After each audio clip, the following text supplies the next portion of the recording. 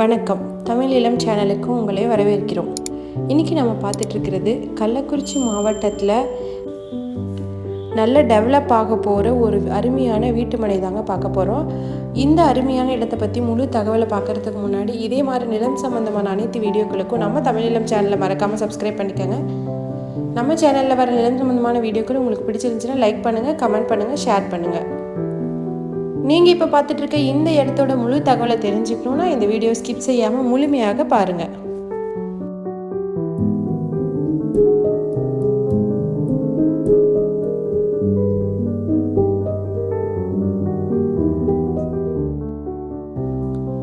நாம் இன்றைக்கி பார்த்துட்ருக்கிறது கள்ளக்குறிச்சி மாவட்டத்தில் அமைஞ்சிருக்க ஒரு அருமையான வீட்டு மனைங்க.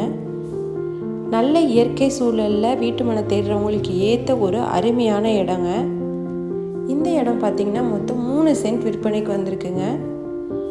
இந்த இடம் பார்த்திங்கன்னா துருகம் அவுட்டர் ரிங் ரோடுக்கு பக்கத்துலேயே வந்திருக்குங்க. ஃப்யூச்சரில் நல்ல டெவலப் ஆகக்கூடிய ஒரு அருமையான வீட்டு மனை இது. டவுனுக்கு பக்கத்தில் ப்ளஸ் நல்ல இயற்கை சூழல்லையும் இருக்கணும்னு வீடு தேடுறவங்களுக்கு ஏற்ற ஒரு அருமையான இடங்க.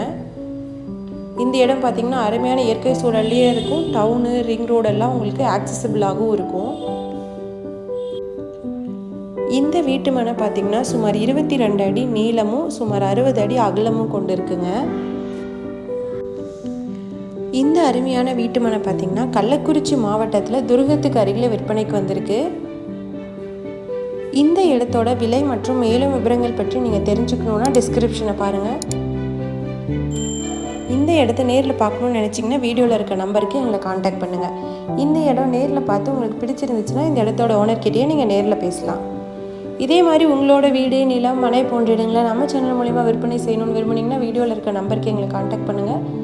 நாங்கள் உங்கள் இடத்துக்கே வந்து நம்ம சேனல் மூலம் உங்கள் இடத்தை விளம்பரப்படுத்தி விற்பனையும் செய்து தரோம். மீண்டும் இன்னொரு பதிவில் சந்திக்கலாம். நன்றி, வணக்கம்.